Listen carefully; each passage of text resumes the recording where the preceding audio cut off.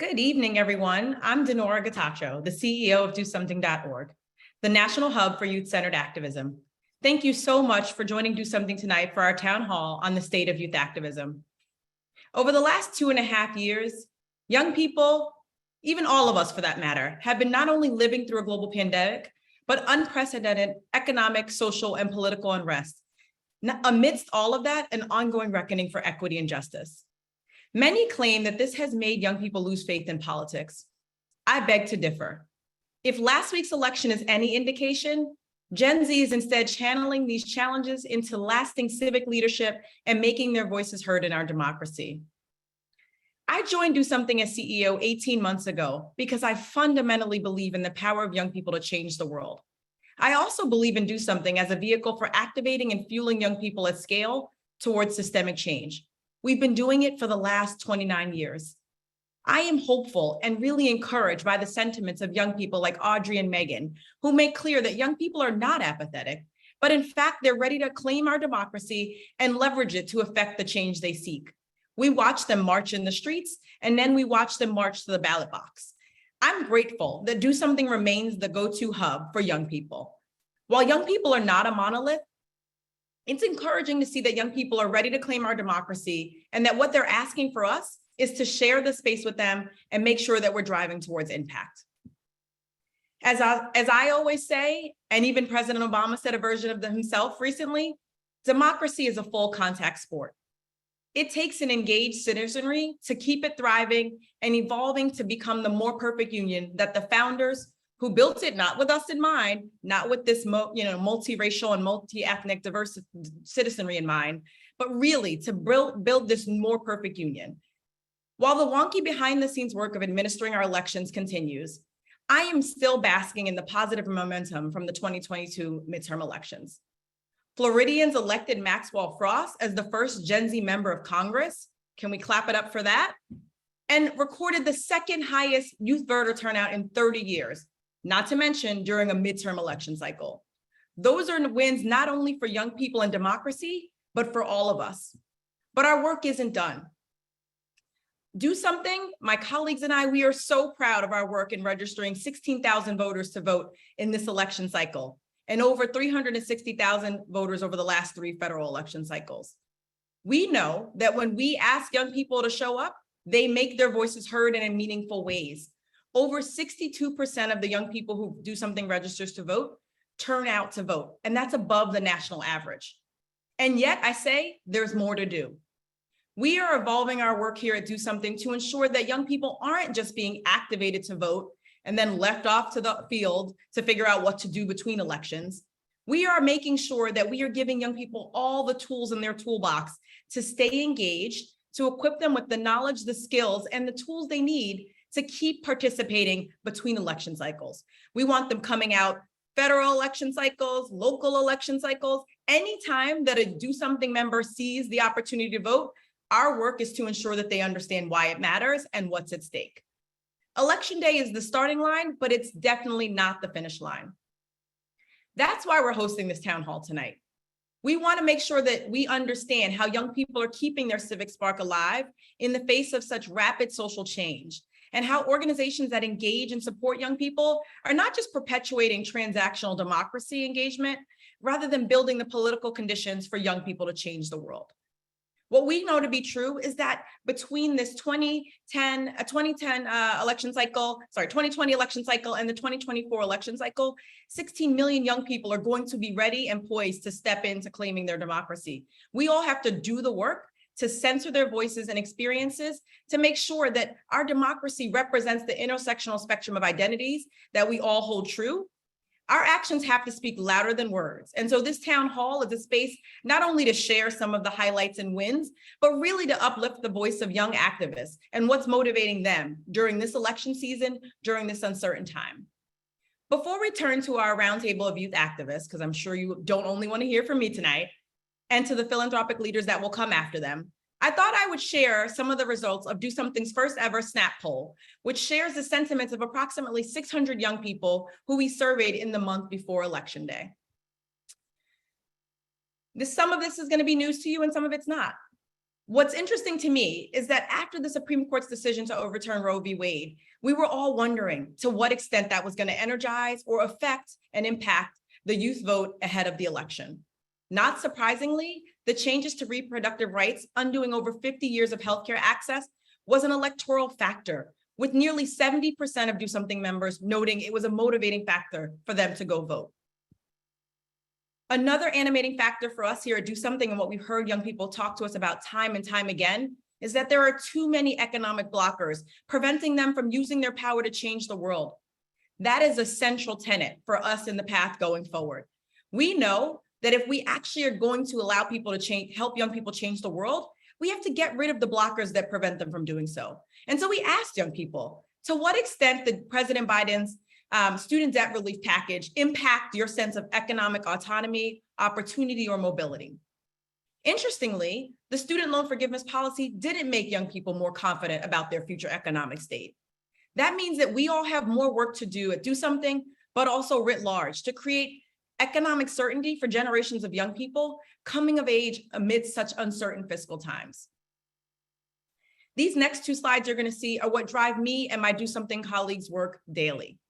We know that young people care about changing the world, but the fact that less than half of them believe that voting will make a difference, and that only 17% of young people believe that policymakers incorporate their voice into decision-making, means that we all have to roll up our sleeves and center young people, demystify democracy for them, and ensure that they are equipped to claim the good, the bad, and the reality of our democracy. I'll close with this. I find it intriguing that an overwhelming majority of young people believe that Election Day should be a national holiday. What would the world look like if we didn't have to make a voting plan on Election Day, and then we didn't spend all of our energy talking about those voting plans, but instead on Election Day, our focus could be where to vote and what's on the ballot? How do we make our voices heard? Certainly some clarifying and sobering takeaways for all of us to digest, and I hope good fodder for the conversation that's ahead. It affirms that young people are bearing the burden of the most pressing issues facing our time. I never grew up in a global pandemic until now, and yet that is what many young people, Gen Z, Gen Alpha, millennials, are every day, the bane of their existence is thinking about what that time was like and how to forge the path ahead. We have to do our part here at Do Something, but across the board, to equip and fuel more young people, not only to understand the causes that matter to them, but the role of democracy in helping them affect the change they seek. So what I say is talk is cheap, at least for me. I want to turn it to young people to hear their perspective on election 2022 and the state of youth activism. It is my distinct pleasure to introduce you to Sophie Beren, the CEO and founder of The Conversationalist, a nonpartisan educational platform empowering Gen Z to break out of their echo chambers, yes, please, have difficult conversations, I hope across divide, and unify the world. She will be moderating the Youth Roundtable. With that, Sophie, take it away. Denora, thank you so much for kicking us off, for sharing the results of the SNAP poll, and for having me to moderate today's panel. I always like to introduce myself as a Do Something fan. I feel so grateful to be a part of this community, and I want to share a little bit about the work I do before we dive into today's conversation. Do Something is truly one of our favorite partners at The Conversationalist, and first and foremost, I'm so grateful to be here with all of you. My name is Sophie Beren. My pronouns are she, her, and I am a unifier. I feel that I was put on this earth to bring people a little closer together through conversations that break open our echo chambers. I founded this platform to empower the next generation of leaders to use their voices and channel what is unique about each young person's skill set to bring us closer back together. And so we empower young people to use their voices through our online community, as well as our talk show called POVs. I convene conversations daily through my work at The Conversationalist that pushes forward the narrative of a lot of these social and political issues that are defining this moment in time and in history. So everything we do at TC is really aligned with Do Something's work, and I'm so grateful to be here and in conversation with all of you today. Without further ado, I'm so grateful to introduce the 3 Gen Z activists that I will be in conversation with today. And for all of you who are listening, please join this conversation as well. We want to hear from you. We're going to have a Q&A, so get your questions ready, and we can't wait to hear your thoughts on the state of youth activism. So first and foremost, I'm thrilled to introduce Nico Toepfer. Nico is a Do Something member and has been an LGBTQ activist since they were in high school. Nico currently attends Rutgers University, where they are currently studying political science. Nico, welcome to the stage. How are you doing? Thank you so much. I'm doing quite fine. I'm excited for our conversation today. Me as well. So before I invite up our other panelists, I'm going to throw a rapid fire question at you. Nico, in one word, describe the current state of youth activism. Tenacious. Tell us more. How did you choose tenacious? I love the word tenacious. I think it describes a lot of how young people like myself and my friends feel in this moment. We're fired up. We're ready. We've been struggling against these fights for quite a while. Fights that have been long since we've been born, and carrying on the good fight of trying to progress some really important things in our country and in our world today. So I think tenacious is just honestly a good word to describe all of our really hard work that we've been able to achieve as of recent. Absolutely. Gen Z has got that tenacity, and I'm so grateful you added that word.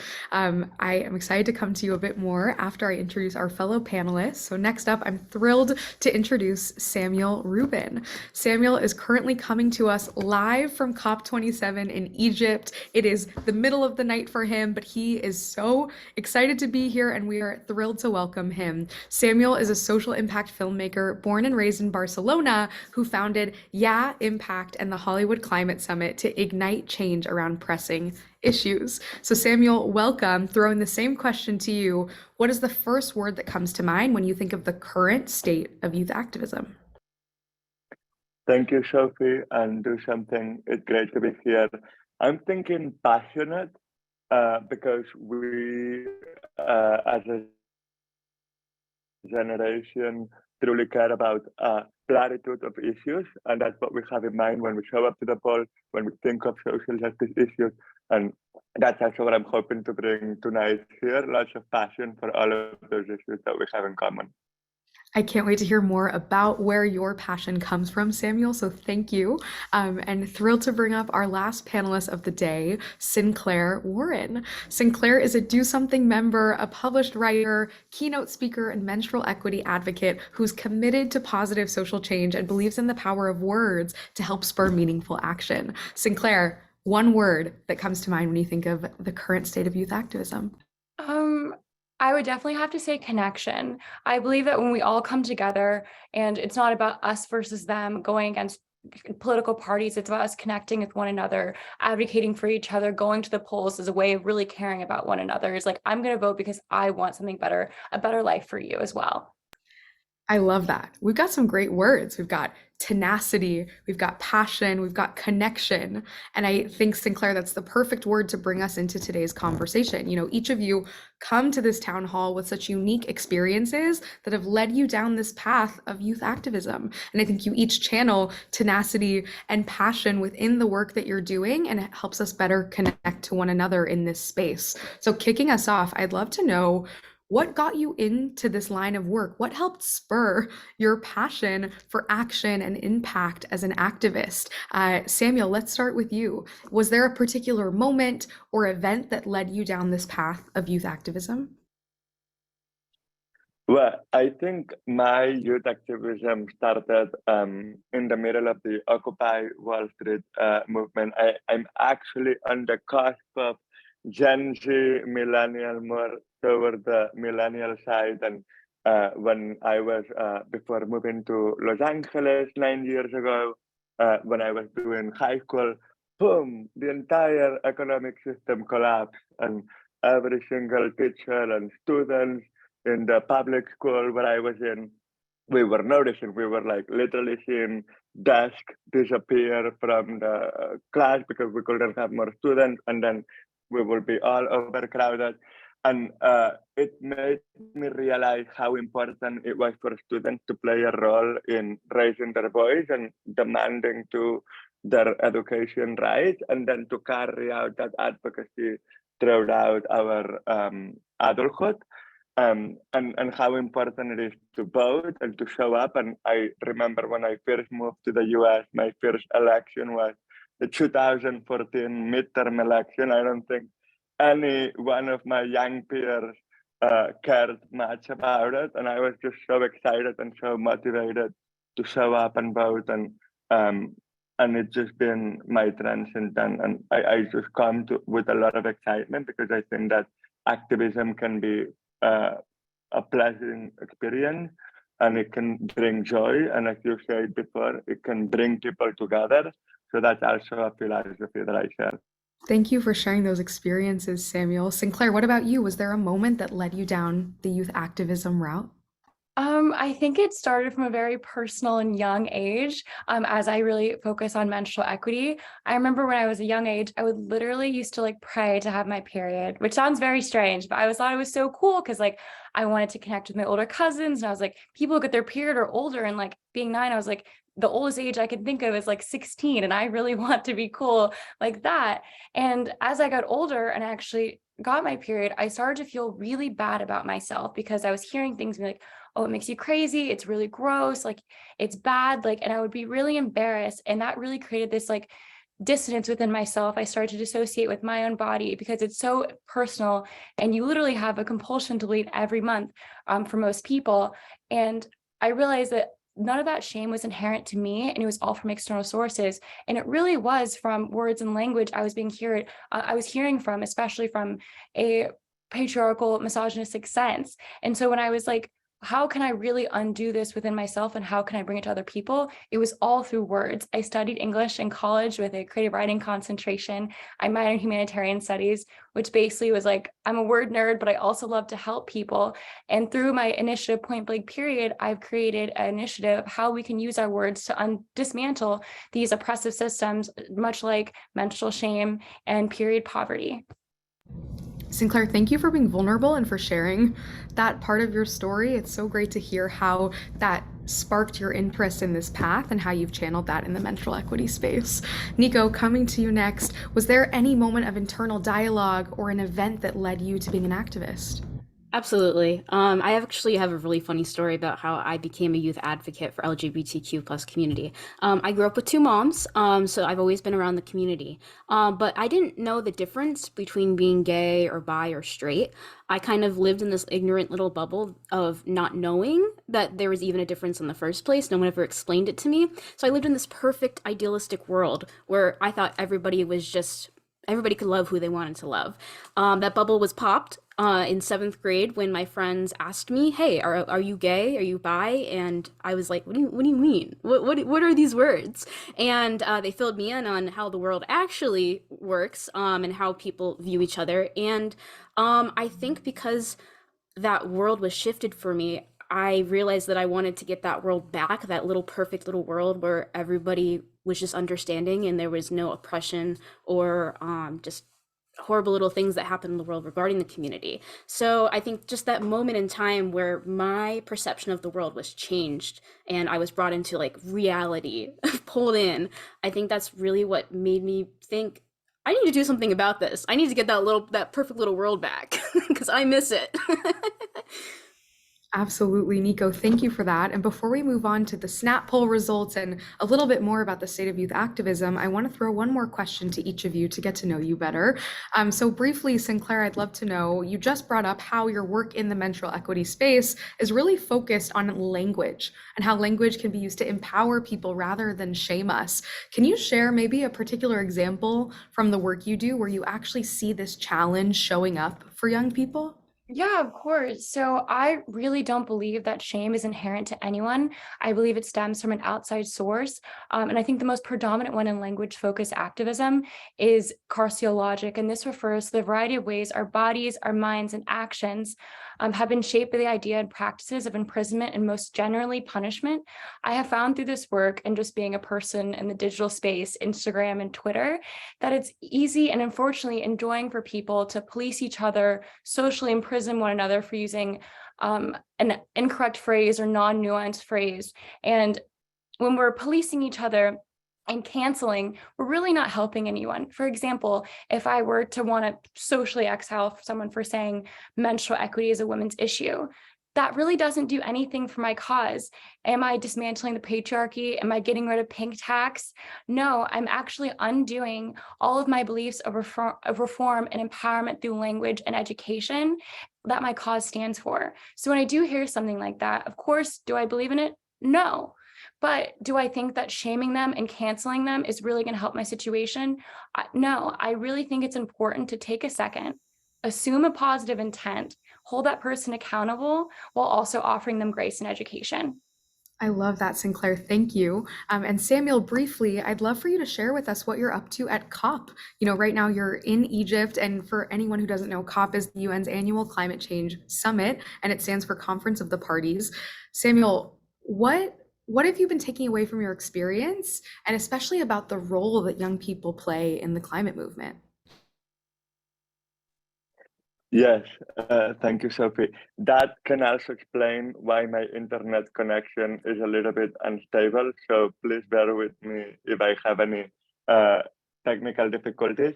So yeah, it's been a very interesting experience here at COP. Today is my last and 12th day, and COP has a lot of space. It's my first time I've been at the Blue Zone, which is the area that is protected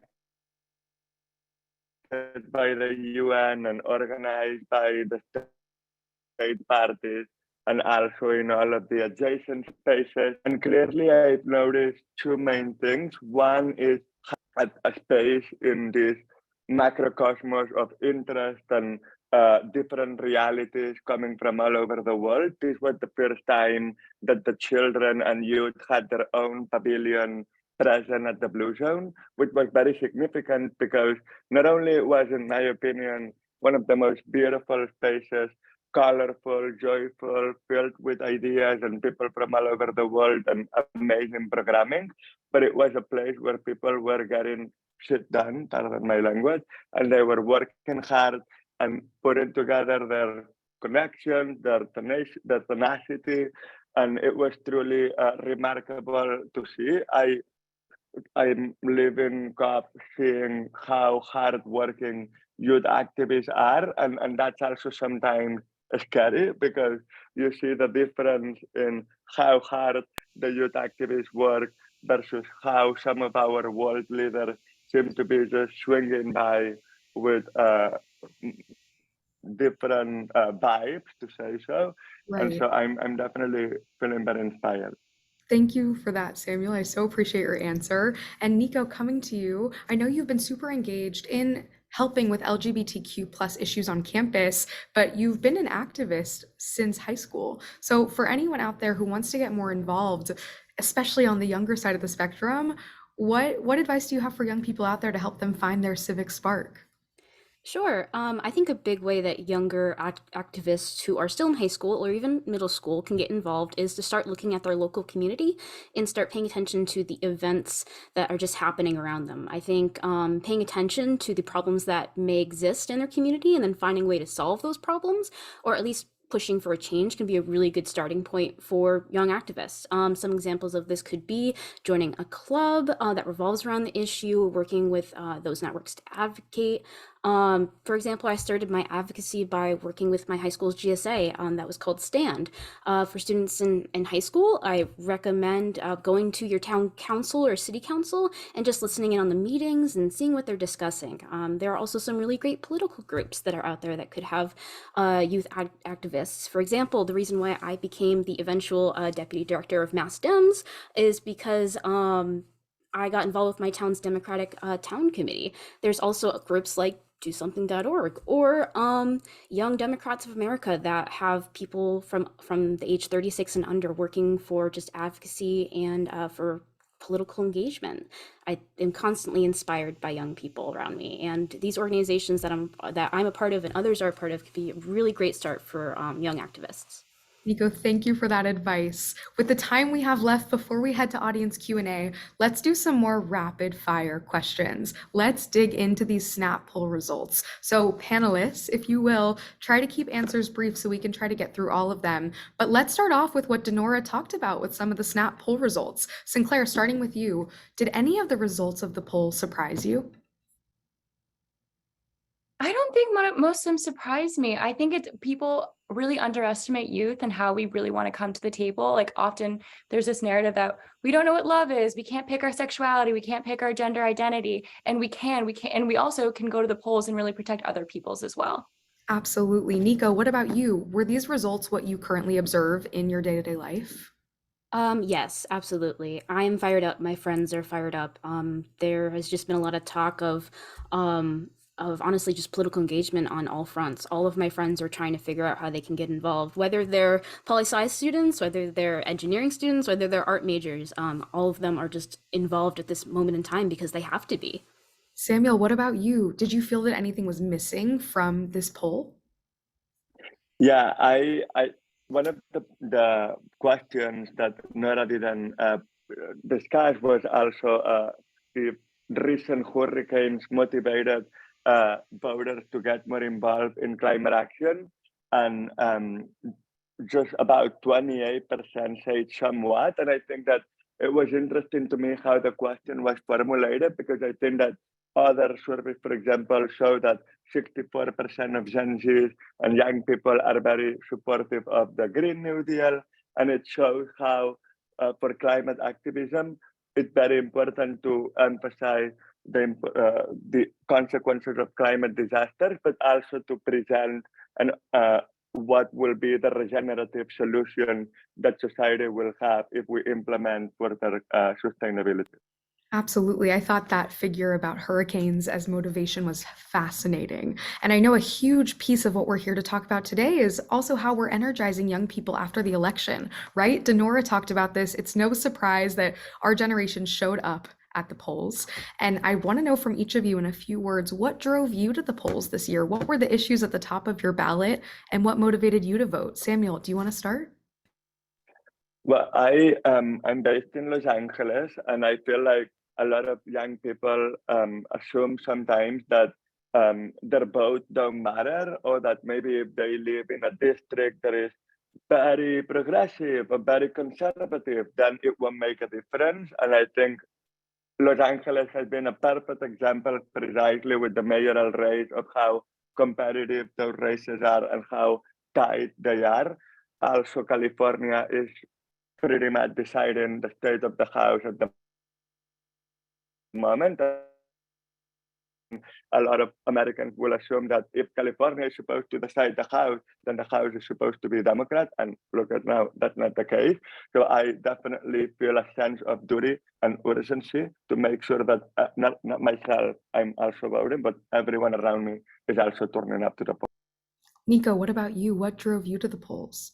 Human rights. I felt as if many people's lives were at risk around the country, so I was voting with that in mind. And yeah, so reproductive rights was at the main topic for me. I really want to protect everyone's reproductive rights. And I feel like it's really going to more cis women when it really affects a lot of other gender identities as well. And that's really important to me. Love that. Reproductive rights, human rights, a sense of urgency to make sure that everyone around us is voting. These are fantastic answers.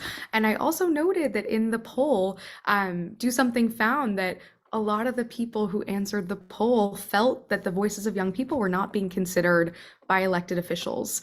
And I'd love to know what you think. Like, do each of you feel that your voice is heard in our government? And if not, what can we do to make our voices matter even more? Synclaire, do you want to kick us off? I think our voices are really, really showing up, especially from a multi-ethnic perspective. There's so many people who are being invited to the White House and who are being really amplified through social media. I think that is really a great platform. There is a lot of misinformation on there, but there is a lot of correct information. And being able to voice your own advocacy issues, what you care about, to connect with others, to build community, just how we're doing right now. Like there's someone in Egypt. I live in New York City. We can connect all through this virtual space. And I think that's so important and cool. Thanks, Synclaire. Samuel, what about you? Do you currently feel that your voice matters in our government and in our country? Absolutely. I do think it matters, and I think it will keep mattering more the more we show up and demand a seat at the table. And I think that goes beyond government. I mean, there is a lot of like professional settings where I always feel like I'm the younger person in the room. And if I make an idea, if I pitch an idea, then suddenly it's taken differently than if someone else was pitching it as a different age. So I think it's just being very aware of the language we speak and knowing that the differences can also be a strength and that our perspective and our view. I love that, reminding us that our differences are our greatest strengths. And Nico, I'm sure you hear this come up time and time again in your activism, right? Like our generation may not feel heard by the people that are supposed to be representing us, especially when it comes to our political system. I'd love to know a bit of a different question for you. What do you think are some of the misconceptions that people have about our generation, and how do you think we can better dispel them?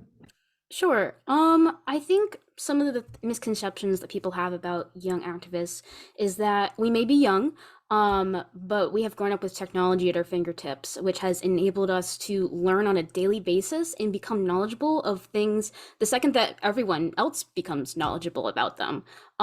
We may be young, but the amount of watching and listening and learning that we're doing is constant, which I believe makes us very experienced in some respects. So I think people misconceive the fact that young people are very educated and they're watching, listening, and acting. Absolutely. And I also noted that there's a lot of research lately that suggests that young people really are losing faith in politics and our political system. And I wonder if a piece of that, Nico, is kind of what you shared, right? Like we are incredibly educated, we have a lot to contribute, but we feel unheard. So, Synclaire, I'd love to know your thoughts. Do you think this is true that a lot of our generation is losing faith in politics? I don't think people are losing faith in politics. I think there needs to be a way to give space when you're discouraged. Obviously, for example, when Roe v. Wade was overturned, there's a lot of anger out there on social media and really people just talking about their feelings. So I think sometimes that gets misconstrued as not believing anymore, just being able to just have emotions in the space and to have feelings and just show up as a human rather than just an activist or a person pursuing their civic duty all the time. For sure. Samuel, what do you think? Do you agree? Do you disagree? Do you think we're losing faith in the political system? I think, that's a very complex question. Maybe we might be losing faith in the efficacy of politics, but just as Nico was saying, our experience and our exposure to many different trends shows us that there is many disciplines and ways to make impact happen. And we don't only are willing to wait until a politician decides to do something to get the vote, we are going to show up, strike, change things, and go to a school board and leverage other institutions and policy-making bodies that don't necessarily have politicians in the building. Absolutely. We are a generation that is not waiting our turn, right? We are going to show up. We're going to keep using our voices. And I'm so grateful you reminded us of that, Samuel. So last question for all of you before we head to Q&A. Keep sending in your questions. We started off asking each of you for one word to describe the state of youth activism. Tenacity, passion, connection, such strong words. I'd love to know, as we look to the future, what is one word that you would describe that you hope the future of youth activism will be? Nico, want to kick us off? Put me right on the spot. I want to say bright. I love that. Samuel, what about you? I want to say hopeful. I'm really inspired, and I think we are all inspired for a reason, and it's because we have the hope that things can change for the better without, not accepting that fact that there is a lot of people that are struggling, but that's also why we hope that that can change. Synclaire, take us home. Accepting. I love that. These were such great words: bright, hope, accepting, and all add in unified. I hope that as a generation, it seems like we're all fighting for a better, brighter future. And I hope that we continue to see that as a fight that we can all join in together. So without further ado, giving you all some major snaps for that incredible panel. And I'm going to throw in some audience questions for the time we have left. So the first question we have is, what is the best advice someone else has given you that has motivated you to feel inspired, empowered, or resilient? We'll have each of you take one of these questions. So who wants to hop in on advice? I think that is related to another anonymous question on the Q&A about taking care of yourself and your mental health, is to truly set boundaries and to know when what you can take and what you cannot take, and to embrace those vulnerabilities and be open about them, because we are not perfect. Perfect activism is absolutely a myth. And I think that we all can embrace our imperfections and see strengths in them. That's fantastic advice, Samuel. Thank you. And this next question kind of relates to what you shared about setting boundaries and taking care of yourself, but someone else wanted to know, how do you balance activism and not overworking yourself? Nico, want to take that one? Yeah, sure. I've been in activism since high school, so I definitely think this is very applicable to me. I think, Sam, you already kind of talked about it, setting boundaries. Whether it's a campaign who is asking you to volunteer, whether it's someone who's asking you to take phone calls for them, text people to get the vote out. Sometimes you just have to say no. You have to take time for yourself. I believe there's just a question that we were given before the panel that says advocacy is a full contact sport. It is. It's mentally tiring, it's physically tiring, and you feel like the whole world is on your shoulders. So sometimes you just gotta shut off your phone, maybe turn off the news for a solid day and catch up later, and just give yourself that mental break. Just for a second, imagine that nothing wrong is happening. For sure. And it's easier said than done, right? Like, saying no is incredibly hard in practice. Setting boundaries can be tough, but the more you practice it, I think the more it can become a practice. And Synclaire, I'd love to know, at the second half of this audience question was, are there any specific things that you do to take better care of your mental health as an activist? Is there anything you want to share? I really like to bake. Baking makes me feel really good. I like it, the dexterity, the fact that I can have this beautiful product within an hour and I can share with people that I care about. I think it's very helpful. Just always finding something that you can do, whether it's a walk, journaling's really great. I like to talk to myself as well. I live alone. So if I wanted to share my thoughts out with the world that I don't feel that I really want to have a response, I'll just talk to myself, as crazy as that sounds. So that's pretty much the things that I do. Love that. I love that. Okay, this question is a super interesting one. And it says, I feel like Gen Z Republicans, and I'm one of them, are thrown under the bus and given a bad rep from a majority of my generation. If we say, or here, I'll just shorten it. It's a bit of a long question. My question is, how can we convince others that just because you have a difference of opinion, we're not horrible people? It's an interesting question. What do you all think? How would you respond to this person? No, you go first. Okay, cool. I think this is kind of what I touched on earlier, the idea of like canceling or socially exiling, and the idea where it's like us versus them, or me versus you, and you're wrong and I'm right. This binary is really contradictory of all the work that we're doing. We're trying to connect with one another, and we're trying to make the world a better place for everyone, not just some of us who are blue or red or anything. And there can be a difference in opinion, but I think we should really know that there's a space to disagree, but always keep it respectful. As I mentioned earlier, sending grace, always applying education with everything, of being like, I don't agree with you, and here's why. This is a statistic. And I know it's very difficult, but not always trying to come from a place of emotion all the time, even though there's definitely a place for it. But to know that, again, assume a positive intent when someone's saying something and allow them the space to talk as well. And then you can always come back with your own opinion.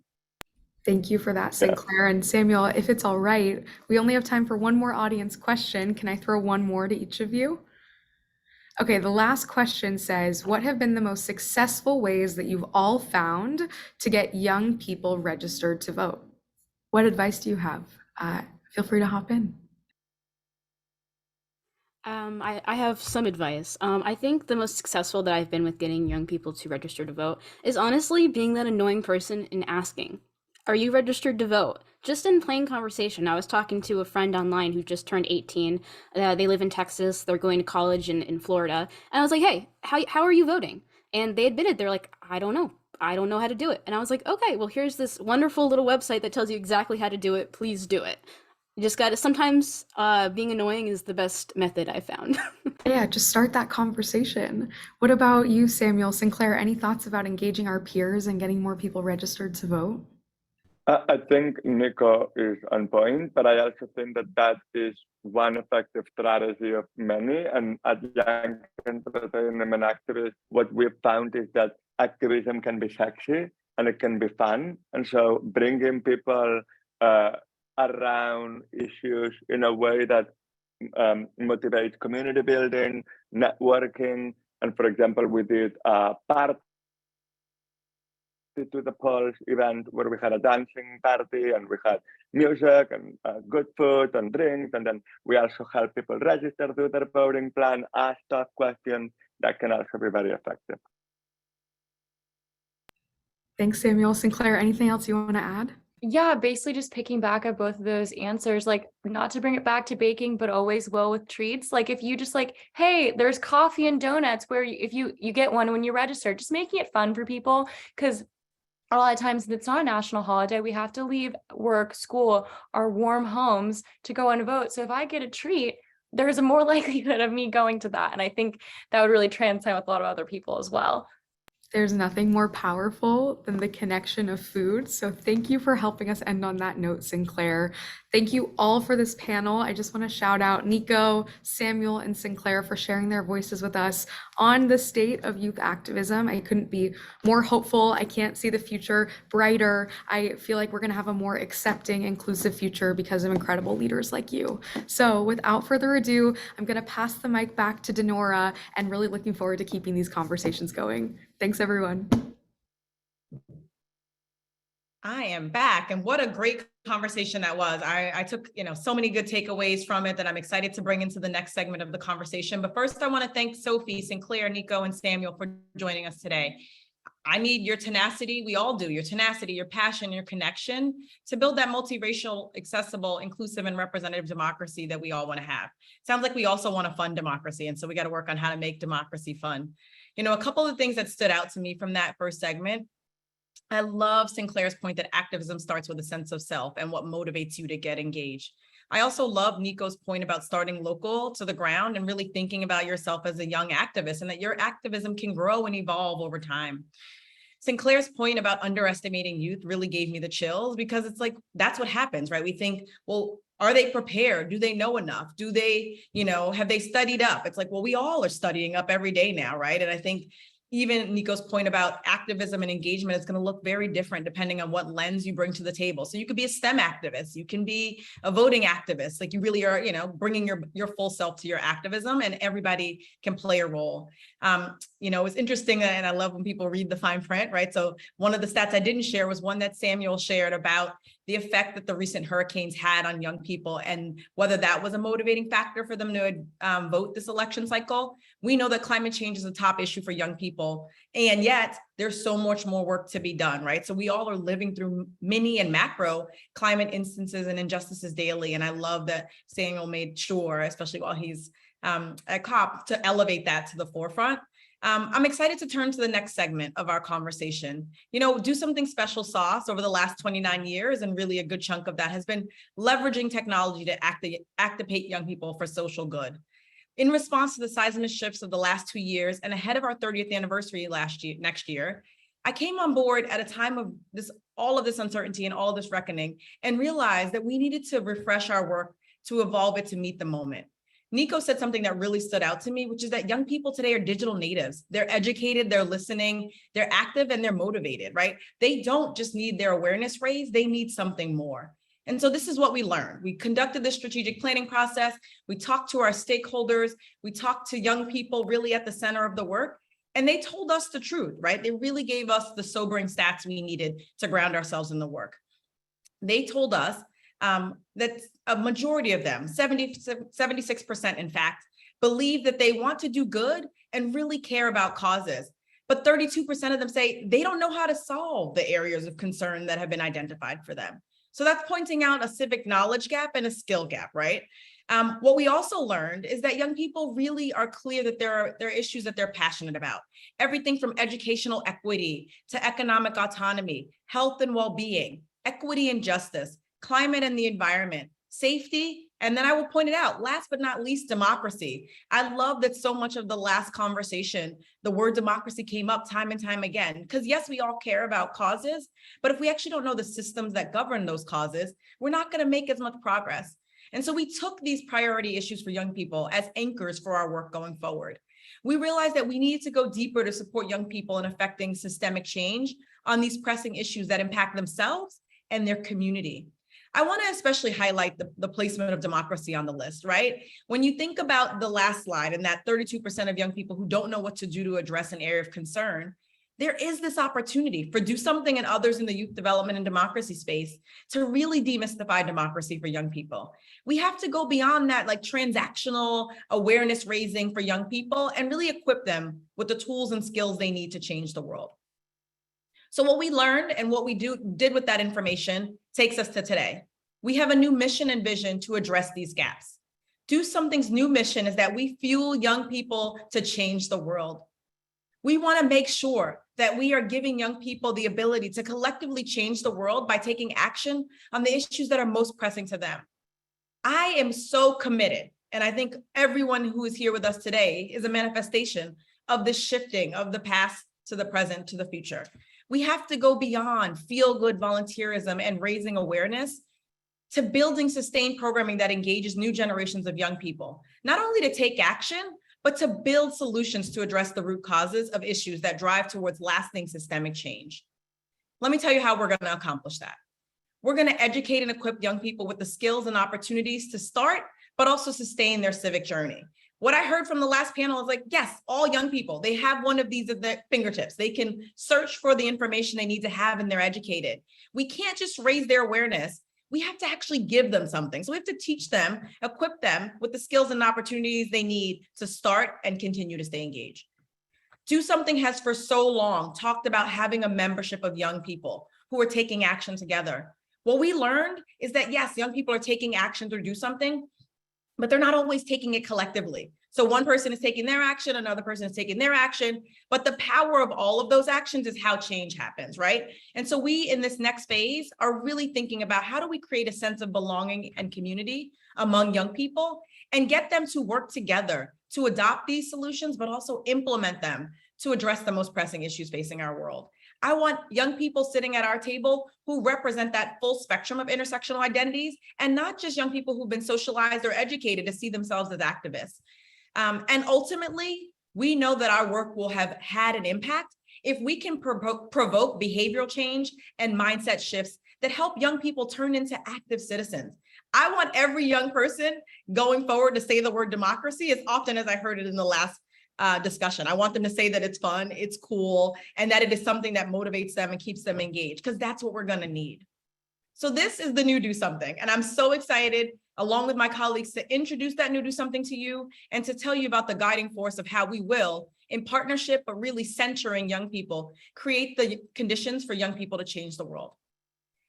You've heard enough of my voice, so let me introduce the esteemed panelists of social impact philanthropists who are joining me for a much needed conversation about how do we shift the philanthropic sector in light of the intersectional reckoning and in light of this pulsing demand for equity and justice that we hear at scale.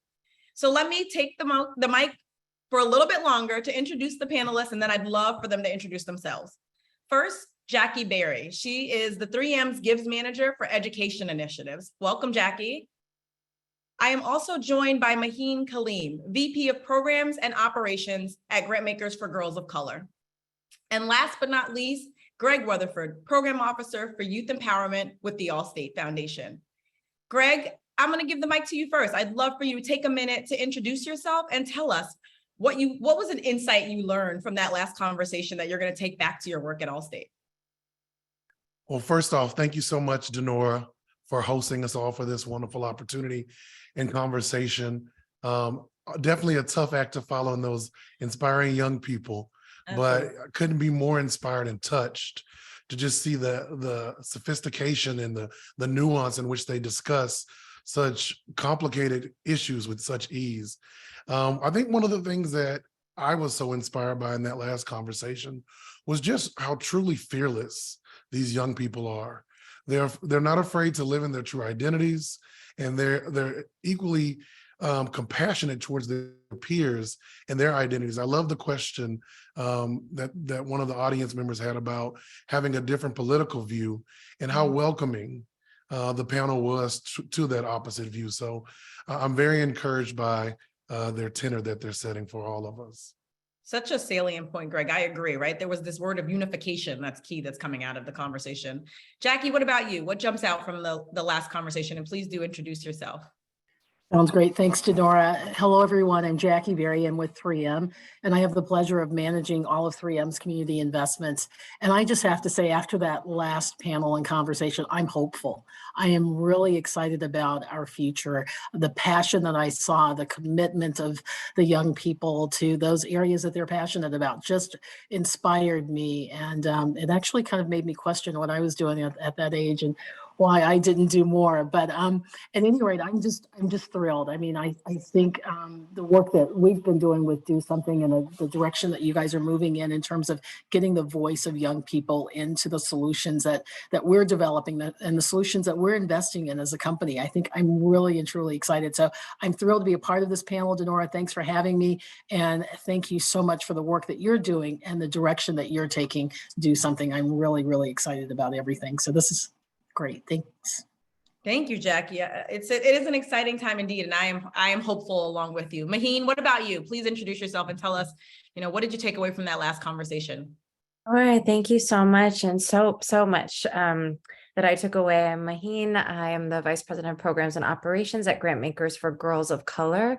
We are a philanthropic intermediary and home for movements that center and are led by girls, femmes, and gender expansive youth of color. And that basically translates to we raise money and try to mobilize resources to support organizations like Do Something that are bold in their vision and really trusting young people and following the leadership of young people to really lead us towards the justice that we're seeking. The thing that I took, I think similar to what Greg and Jackie shared, there are two words. One, Synclaire talked a lot about grace and the way they model grace.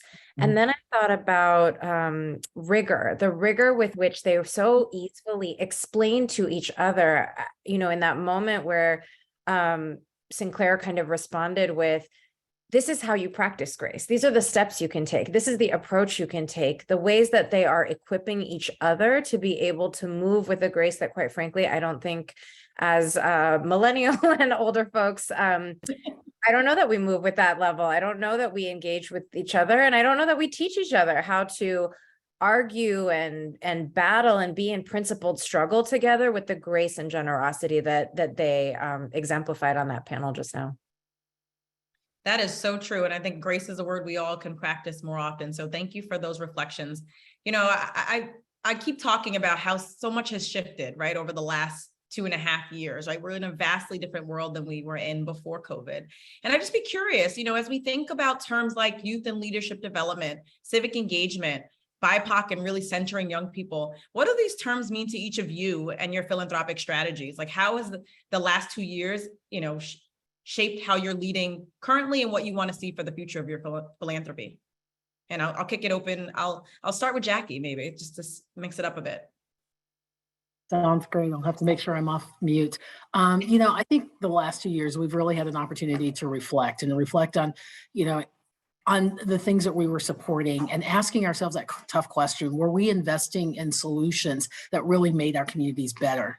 And I think that forced us to really make some changes. And one of the things that we're doing as a company is really looking at those solutions that are led by the community, led by the communities that we're trying to serve, which means that we're trying to get the voice of the community into the decisions that we're making. So we've really changed the way we do our giving. I mean, we're looking at, if we're looking at programs for young people, are we getting the voice of young people into that process? If we're looking to focus on basic needs, are we, really focusing on those communities that that we're trying to serve? And that's especially true, I think, in those marginalized communities. We don't want to be the company that goes in and says, we have the answers. We really want to sit down and have a conversation to say, what is it that you need and how might we be able to help? So I think over the last few years, we've really done a really good job, I think, of rethinking the way we approach our philanthropy and our giving and our support of our communities. That's so important to hear, right? I think that notion of like centering community in building the solutions they need, right, is an important lesson learned for all of us. Maheen, this is the bread and butter of your work at Grantmakers for Girls of Color. So tell us how if at all, right? Because you were already in the vanguard of doing this work. How have the last 2 years really shaped your strategies? Yeah, well, I think this question of, how we define young people, they sort of spoke to a couple of the panelists said we define ourselves. So this question of, what do we mean by BIPOC? What do we mean by girls of color? For us, that's very specific. It is young people who identify as Black, Indigenous, Latina, Asian, Arab, Pacific Islander, and or other people of color under typically the age of 25. And we're talking about young people who identify as girl, femme, or gender expansive. That specificity, I think, is something that they asked us to engage with and claim and name and respect, and they continue to do that. So for us, in terms of the pandemic, our story of being an intermediary started with the pandemic. We were sitting on seed money, we were a donor organizer, and we knew that our communities and young people in particular, as the panel just sort of alluded to, would not necessarily get the resources and the COVID dollars and all of that we were talking about. And at the same time, we knew and we saw consistently that there was no social justice movement, there was no mutual aid program, that there was no effort that was not seeded, envisioned, or led by girls and femmes of color. If you looked at who was really at the vanguard of those movements and responding to their communities in the pandemic, we also knew that, young people between the ages of 16 and 24, particularly girls and gender expansive youth of color, were a huge percentage of the essential workforce.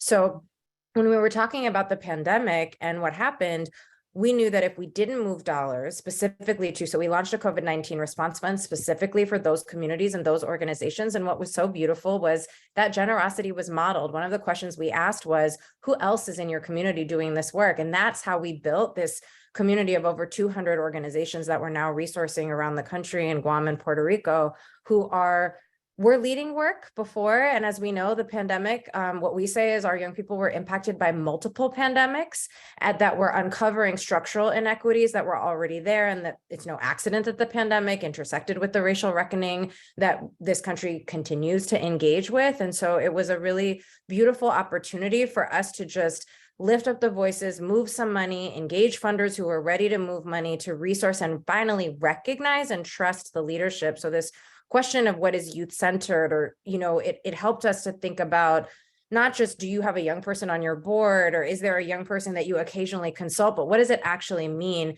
One, for them to be invested in, to do the leadership engagement that they're doing, and also, to your point, and the work that DoSomething is doing, to skill them up so that they're not stuck in a place of hopelessness when they're watching what's happening in their communities, but they actually have ways to plug in. So powerful. Greg, talk to me about the work that you've been leading at Allstate. Allstate has invested significantly in youth leadership and really thinking about how to bring that to life. And so I'm curious, what have the last 2 years meant to the Allstate Foundation, and how is it rethinking its strategy? Well, first off, I just realized that I was so excited about the panel, I forgot to formally introduce myself. So hello again, everyone. Take two. Greg Weatherford, lead youth empowerment activities for the Allstate Foundation. I really want to hone in on what you talked about with civic engagement.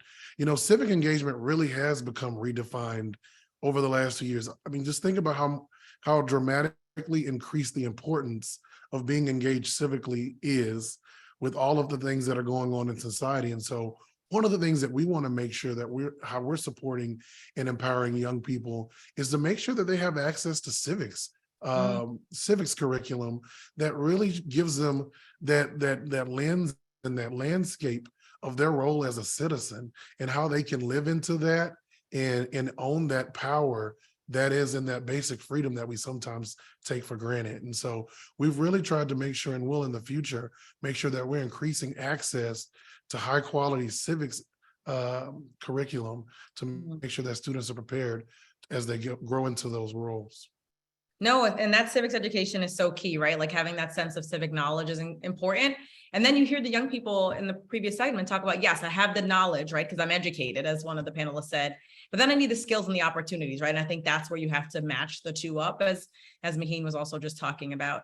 You know, I'm curious, right? As you think about the challenges that young people are now facing, are there things that we aren't talking about that we should be? And that's a question for all of you, right? Like we talk about civics education, we talk about resourcing communities and trusting those on the ground, but what's the kind of in the vanguard? And spill a little bit of tea here if you're willing to, like, what else should we be thinking about that's not already on the ledger, given all that young people are facing in this moment? I'll jump in there. I think really the next mountain that we really should seek to conquer is, what does it really mean to center youth in these conversations? That the term, as you've alluded to, is really getting tossed about, but what does that really look like, so that we can make sure that we're listening to them? I think one of the great things about the poll that you conducted and the conversation that we've been able to hear in the recent engagement of young folks in the election, it's shown us that it is not hollow, their enthusiasm to be involved.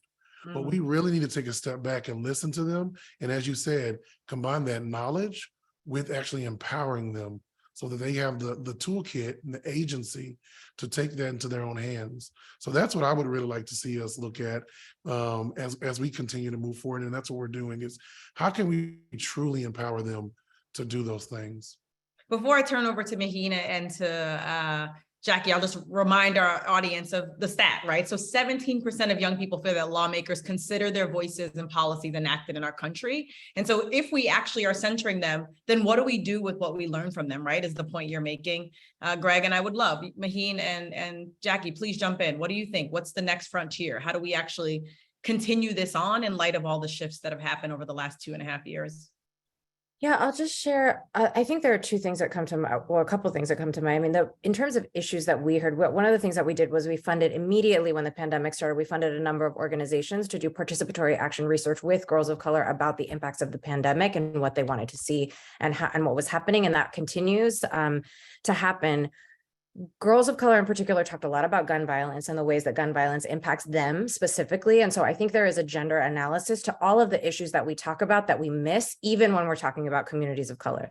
The second piece that I've been in the last couple of months, I've been around the country just talking to young people, and they keep talking about rest. They talk about play, they talk about restoration, and they talk about, there's this narrative that like Gen Z doesn't have the same relationship to labor. We were starting an internship program. I was talking to my niece and I said, what should I know? And she said, well, we have a very different relationship to labor than you all do. And I said, a non-existent one. And she said, no, we just are not interested in the ways that you all have burned yourselves out and the way that capitalism has sort of forced folks to not be well while they're doing this work, and the health impacts actually on our movement elders. And so overall, one of our grantees actually did some surveys of what does safety mean? And young people included rest and restoration in their definition of what it means to feel safe. So as much as I want us to be supporting young people, to be engaging, I think one of the beautiful things that DoSomething does is reach those young people that don't really know how, so that they can create a new way forward. They are organizing in different ways. Some of them don't want to start C3s. They're not interested in starting a nonprofit because they see being an executive director is not always the most fun job in the world. And so they are starting collectives. And so I think as folks in philanthropy, it is upon us, if we're saying that we're listening to them, to shift our practices, to say, how are we moving money differently? How are we moving it more rapidly? And then the other piece is around participatory grant making, which I've seen more funders take on. We certainly launched it with our Black Girl Freedom Fund, is engaging young people directly, and the organizations, the people like Denora, who are talking to young people every day, or whose staff are talking to young people, to really actively engage our strategies and be decision makers in some cases, because they know what's good for their communities. And so for us, we're really excited that, you know, over $5 million in grants was awarded, where young people were the final decision makers on who awarded them. And what that tells us is it helps organizations also align with, are you actually listening to young people? Is what you're saying is what's your organizational priority? And the more funders can actually do that and engage with organizations who are listening, we don't have to recreate it. You all have statistics. We can take those statistics. And so I think it's incumbent upon us to go to the folks who are getting that information and talking to young people, and then figure out how we integrate our strategies and move accordingly. Yeah. You know, and I'll just echo what Greg and Maheen have said. I mean, in terms of empowerment, I really see that as kind of the next step, especially in philanthropy. How do we do more to empower young people and to empower young people to solve solutions? And we've really had to, you know, step back and look at our practices in terms of philanthropy. Are we in fact creating barriers, or are we making it harder for those smaller organizations, those community or youth-led organizations, to tap into some of the resources that we have to offer? What do we need to do as a foundation or as a, you know, corporate giving function to make sure that we are being a little bit more inclusive? So I think that the big key for a lot of funders would be looking at, how do we change our policies and practices to empower more youth-led, youth-centered organizations. Thank you so much for that. I couldn't agree more, you know, and I think that's the kind of the crux of the path forward, right? Is like actually walking the walk, but also talking the talk, but also walking the walk. I'm curious, as we, you know, and this is something that is a big issue for our members, but is also an issue for organizations like Do Something, is as we think about the current climate we're in, right? So many of us have done these strategic planning processes and are kind of coming out of the other side with what I like to call our COVID clarity, right? And we are clear about how we're going to evolve our programming and make it more impactful, more youth-centered, and drive towards systemic change. And yet we're in an economic uncertain time, right? It's impacting our members, it's impacting, you know, philanthropy. And so I'm just curious, how do we break out of this kind of cyclical nature of the fundraising efforts, right? And not really think about the long game of some of the investments that all of you talked about that are important to seeding the future. And what are your organizations doing to help really sharpen their approach in this regard? You know, I'll jump in if that's okay, Denora, and you know, share my thoughts. I think we're going to have more of a long-term view of the investments that we're making, because a lot of the change isn't going to happen overnight. And so, as we look at the way we measure the impact that we're seeking with some of the investments that we're making, I think we're going to have to look, you know, maybe 2, 3, 4, 5 years out, rather than, you know, on that annual basis. Okay, what change have you made this year? So I think that's going to be one of the things, and that's some of the things that we're looking at now. I mean, are we measuring and looking at the right things? Are we giving people enough time to make the change, or to see some of the change that we want to see? Greg or Maheen? Yeah, go for it. I'll jump in. I think, to Jackie's point, we need to define success differently, and we need to let the organizations and young people actually articulate what success looks like. And some of that success is infrastructure. Some of it is not the fancy, glitzy, big event that they throw, or even, I mean, it doesn't, if we look at what it took to get this many Gen Z candidates to run, think about all of the time and investment and labor that went into supporting those young people to be able, I'm not saying they didn't do it on their own, but I'm saying there's a village often that is around that. And those organizations require us to trust them and to figure out how we are understanding. I mean, they're working to dismantle centuries and centuries and centuries of things, which means that they're not going to end patriarchy in a year, to Jackie's point, and they're not going to necessarily see. So I think we have to do a hard look at what outcomes we are expecting, in addition to reducing the barriers, to help our fellow philanthropic colleagues understand that this is so much more than voter mobilization or particular issue, that actually the whole young person needs to be invested in, and that requires time, and they deserve that time. And also, if we want people to be well and organizations to be sustainable, it means that an executive director needs to not have to worry about how they're going to pay their staff next year because they don't know if they're going to get that grant renewal. And so part of that is about us being more transparent so people can plan, and being in, the last thing I'll say is, it requires us to be in a different kind of relationship with the organizations that we say we care about. It means that we also, beyond the dollar, are talking to them about how else we can support their sustainability and amplifying them in different ways, and actually moving out of the sort of thing that funders often like to do, which is claim we're the only ones. We can't be the only ones. It's actually not successful. Our organizations will not be successful if we are the only ones, because if economies shift and something changes at whatever institution or corporation or organization we're at, that organization is left. And then all those claims go out the window. So I think we just have to be more willing to set ego aside and actually work together to move the dollars to the organizations that so rightly deserve this investment. I couldn't agree with my fellow panelists anymore. One of the things that we're doing at the Allstate Foundation is really making sure that we're trusting our experts, and that's not only young people, but that's our nonprofit partners. We're definitely shifting more towards general operating grants and multi-year commitments to make sure that our partners know that they can trust us, can count on us, and that we'll be there for the long term. We're also looking at how we measure and evaluate success, as it's been mentioned, and then really looking at how can we support them from a holistic 360-degree approach. And so one of the things that I love that we do is we have a nonprofit leadership center in partnership with Northwestern University, where we make available to nonprofit leaders all over the country resources, valuable resources that they can not only develop themselves professionally, but take those learnings back to their nonprofits so that they can be set up for that long-term sustainable success. And so it's really about making sure that we're moving those nonprofit partners right into the center of the work that we're doing and listening to the needs that they have. It's so vital, right? And I think we're in this extended election season in this moment. And one of the things I often talk to potential funders about is like investing in small d democracy, right? And what does it mean to actually develop civic leadership, right? So there are plenty of funders who are focused on the work that happens up through an election day, right? But then there's all the work between election cycles. And so I'm curious, as we think about and heard young people talk so passionately about small d democracy being a key pillar of how they identify and being an activist, how can we get more funding to support that vital work? And how do we reframe or rethink, democracy or politics not being a bad word that we can actually talk about out loud if we're going to actually sustain and continue to have a thriving democracy, or creating a thriving democracy for that matter? Maheen, I saw you shaking your head, so if you want to jump in first, feel free.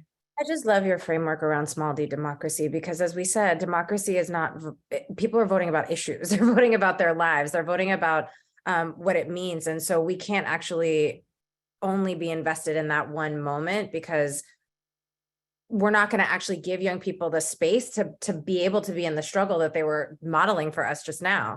They need the investment to be able to convene together, to skill up themselves in the interim, and to develop the information, like the education and the rigor that they're obviously capable of around the things that they care about. So I think the other piece around it is, politics is local, the personal is the political. And so if we are, I think one thing that I've seen during the pandemic is, because the pandemic impacted, it was not discriminatory in its impacts. And so it allowed people to understand that, even if you're working at an institution or a big foundation, maybe there's an organization in the community that you live in, even if your grant making is global or it's national, that you could be actually giving your personal kind of advocacy time to, or creating new avenues. So I think part of it is about just opening up, what do we understand, to your point, as democratic work and work to support democratic and civic engagement? Like, what does that actual work look like? It has to go beyond what is voter mobilization. It's leadership development, it's economic empowerment, it's workforce development work, it's absolutely gender justice work. As we've seen, reproductive equity and rights was a huge mobilizer for people coming to the polls, as you shared, Dinora. So I think it's thinking about all of those other pieces of work that don't feel like they intersect when we're not talking about something that is not your framework of small d democracy. Greg or Jackie, anything to add? I have one more question from the audience that I'll lift up after that. Yeah, I'll just throw something in. I think, our focus is around education and in particular STEM education. And you say, how does that fit into the little d democracy? Well, I think it's a huge part of that. What can we do to get more students engaged around science and to see how science can help lead to solving some of the world's most pressing solutions? I mean, we talked about climate change. We talked about, a lot of things early on. So when I think about the work that we're doing and, our focus on education, I see that as fitting into that little d democracy piece of it. So Can I just chime in on that really quickly? Yeah, of course. I just think, imagine opening a treasure chest or a toolbox and seeing that there's only a vote in there. That's the only way that you feel that you can make a change. And then you realize that one tool that you have in that toolkit is one of tens of millions. I think one of the things that I hear a lot of young people say is that, what is my vote really going to mean? And so much to the point of the other panelists, I think it's really important, as you framed it, Denora, how can we make sure that youth feel empowered 365 days a year, so that when there's not an election, they can still be making policy changes. They can still be impacting those types of things. Because otherwise, I think sometimes it's easy to feel disenchanted, and then we start to label them as apathetic, and that's just not the case. They just haven't been informed of what are the other tools that they have available to them that can really make a difference. And so that's one of the things I would love to see us all, as a field, work towards, is informing them of the other tools beyond just the vote. Preaching to the choir. I'm like, yes, please, more of that.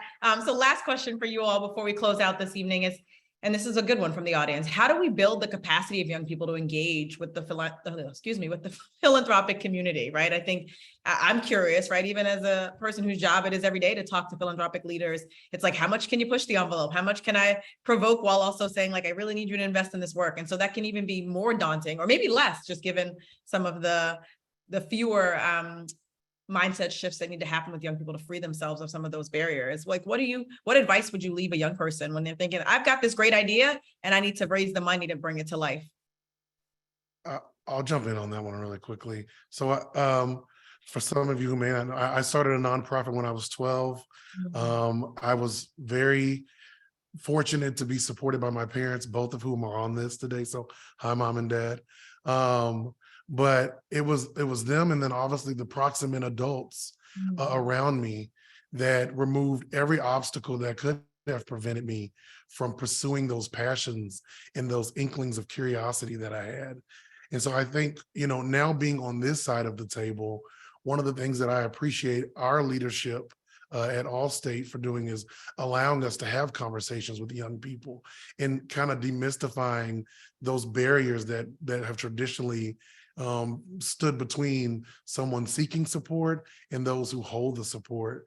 And so I just think it's really important to raise up the curtain and let young people know what we as funders do, and let them know, what we're looking for and what we define as success, so that it's not a guessing game and their encouragement is not stifled.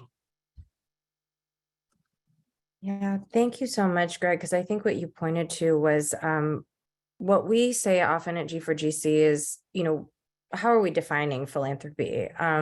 Because when you look at the data and you think about it, what we try to say that we practice is not your grandfather's philanthropy, but your grandmother's philanthropy. Not no shade to granddaddies, but like just to say that the ways that our communities have traditionally taken care of each other was philanthropic. That is philanthropy. And I think Greg just told a beautiful story of how we can leverage resources and support young people in being able to ask for what they need. And even if it's not a dollar, maybe it's something else. Maybe it's a relationship. Maybe it's a connection. Maybe it's something else. So part of that is about the demystification, but also some of it is about the reclamation of who is actually philanthropic, who actually holds ownership. So, and we've done this a lot with our participatory grant making through the Black Girl Freedom Fund. We start with the question of, what does philanthropy look like in your home, in your community?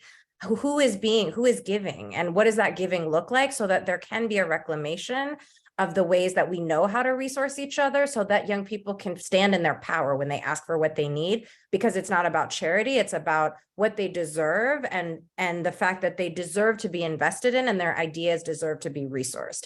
And part of that, to Greg's point, is how do we as adults and elder folks or folks with access to power and resources walk alongside them in that, cover them, support them, fall back when we need to, and be in really true alignment with them around that. Yeah, and I'll just add, I mean, I think there has to be an intentionality too, and being more inclusive in terms of reaching out to young people, because, Greg, as you mentioned, without those connections and without, someone guiding you, it's hard to figure that out. So one of the things that we're doing is trying to partner with organizations that are more connected with the young people that we're trying to serve, and then being more intentional and sitting down with those young people, having the convenings, if you will, to talk to them about our process and to get feedback from them on that process and looking for ways to improve it. I mean, I think it's going to take us a minute to get there in terms of having a lot of people engaged, but you have to start someplace. And so that's where we are now, kind of taking those little baby steps. But you're right. I mean, how do we let students know we're looking at STEM education? Here's some of the things that we're thinking about, and getting feedback from people who know what works better than we do oftentimes. That is the perfect note to end it on. I want to thank you, Greg, Jackie, and Maheen, for leading the way to, really think about how we're evolving. You're evolving the social impact sector to center young people, and especially those BIPOC young people who are and have always been at the forefront of leading change, but aren't often at the tables where decisions are happening. I'll note that it's dinner time on the East Coast, so I'm going to do my best to recap some of the highlights I heard and close out this rich conversation. I would be remiss if I didn't thank the young leaders again for setting their intentions for our small d democracy and the future of youth activism. They want it to be bright, hopeful, accepting, and unifying. I love Synclaire's point that the binary push is not going to help us achieve the greatest good for the most people. And that's what we're all here to do, is actually figure out how to make the most good happen for as many people as possible. And during this conversation, what I loved hearing is be intersectional in the work. It isn't just about your specific silo, right? Whether that's STEM education or young women of color, but really thinking about how to affect change in our small d democracy using all of the lenses that we have at our disposal to be able to affect change. Greg, your point about feeling empowered 365 days a year and not just talking about voting is so salient, right? We need to demystify our democracy, reclaim the definition of philanthropy, and be intentional about the work. And so, Jackie, though you said to us, we're going to need some more time, I couldn't agree more, right? That's why I often say that democracy is a full contact sport. We're going to rest. We're going to take care of ourselves as we participate in it, but we're all going to do the work of creating that more perfect union. And I'm so grateful that every day I get to do that here at Do Something with the voices of young people guiding and anchoring our work. And so thank you all for joining us for this conversation tonight. I hope that you will visit our website, DoSomething.org, to learn more about how you can either fuel this work or fuel young people to change the world. Thank you.